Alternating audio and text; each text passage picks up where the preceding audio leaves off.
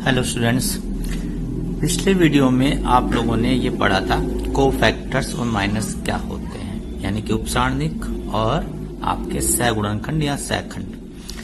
अब आज इस वीडियो में हम लोग शुरू करेंगे सहखंडज, यानी कि एडजॉइंट मैट्रिक्स क्या होता है। काफी इंपॉर्टेंट होता है ये बोर्ड एग्जाम में पूछा जाने वाला सबसे इंपॉर्टेंट टॉपिक होगा। इस पर एक क्वेश्चन अक्सर ही बोर्ड में आता है। तो सहखंडज आव्यूह क्या होता है, पहले तो इसकी परिभाषा सुन लीजिए। किसी आव्यूह के सहखंड से बने आव्यूह, अगर कोई मान लीजिए एक आव्यूह है, उसके हम सहगुणनखंड या सहखंड अर्थात कोफैक्टर निकालें, तो सहखंड से बने आव्यूह, मान लो एक आव्यूह सी बना सहखंड से, सहखंड से बने आव्यूह सी का परिवर्त आव्यूह क्या कहलाता है?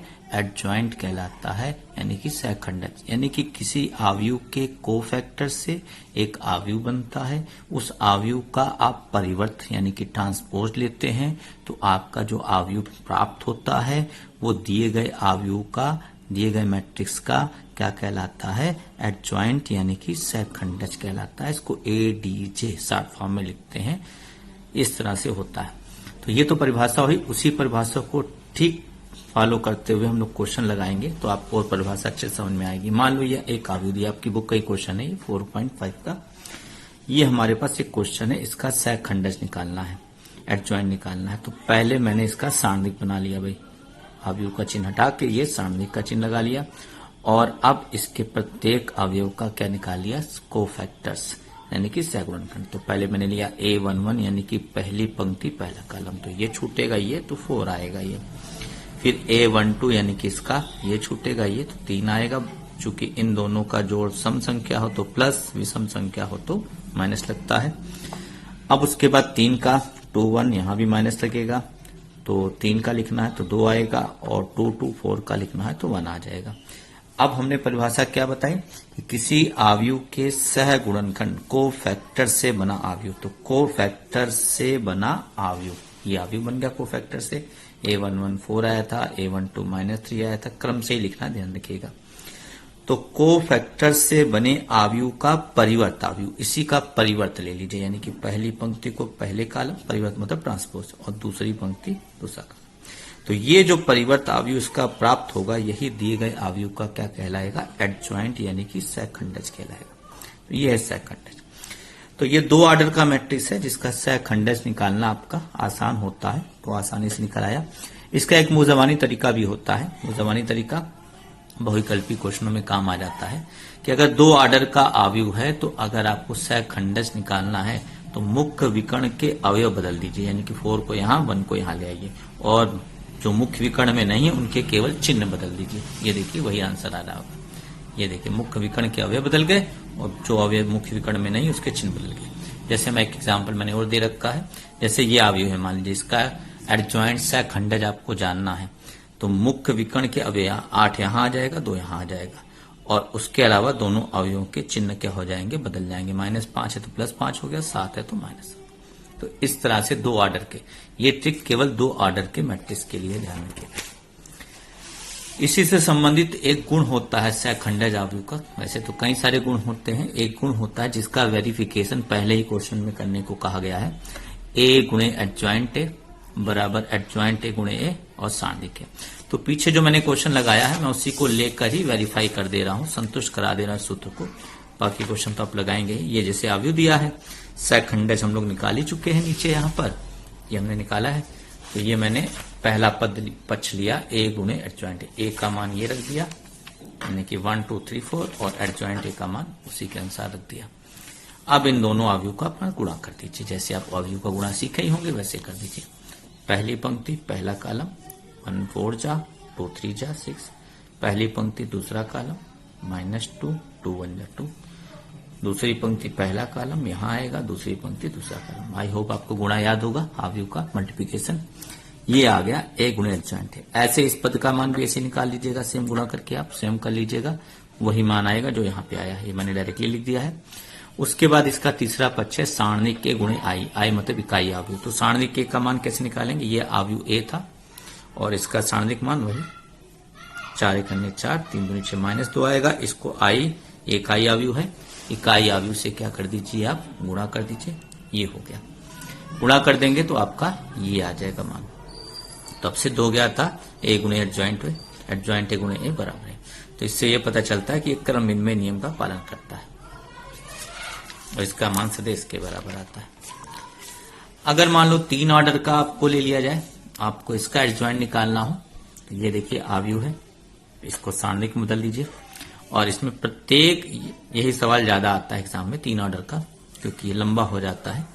तो इसका आपको पहले कोफैक्टर निकाले होंगे, तो पहले इसका A11 का कोफैक्टर, ये छूटेगा, ये 3 करने 3 माइनस, ऐसे ही A12 का इसका कोफैक्टर निकालना, ये छूटेगा 2 माइनस 2 और 5 1, तो 2 करने 2, बाहर माइनस लगेगा क्योंकि इन दोनों का जोड़ विषम संख्या है, यहाँ दोनों का जोड़ सम संख्या, तो इसलिए प्लस। इस चिन्ह से मतलब नहीं, चिन्ह तो अंदर लगे होंगे, बाहर जो चिन्ह लगेगा वो इन दोनों संख्याओं के पर डिपेंड करेगा, यानी कि अवयव की पोजीशन के अनुसार चिन्ह लगता है। तो 1 और 2 को जोड़ेंगे 3 आएगा, विषम संख्या, इसलिए बाहर माइनस लगा दिया। 2 करने 2 और 2 पंचे 10, चूंकि बीच में माइनस होता है तो माइनस माइनस प्लस हो जाएगा, क्योंकि ये भी मान माइनस में ही आ रहा है, तो कुल मिलाकर ये -12 आएगा। ऐसे ही A13 निकाला,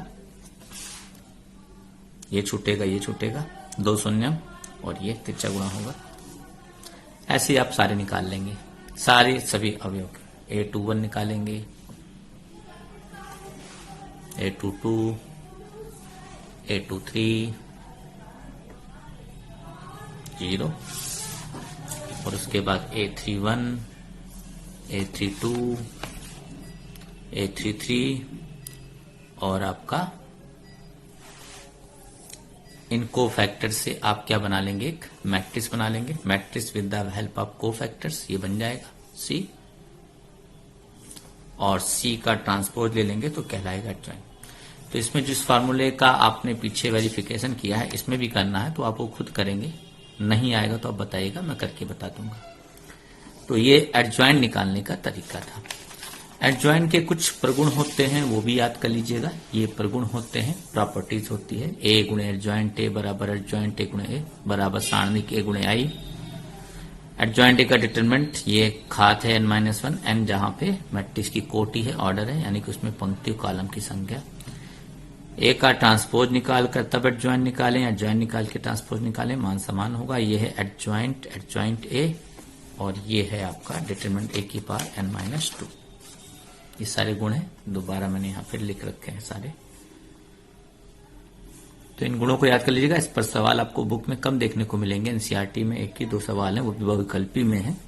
कंपटीशन वगैरह में काफी पूछे जाते हैं सब सूत्र पर आधारित। तो मैं 1-2 सवाल आपको ले लूंगा। पहले मैं आपको बता दूं, ये सिंगुलर और नॉन सिंगुलर मैट्रिक्स क्या होते हैं।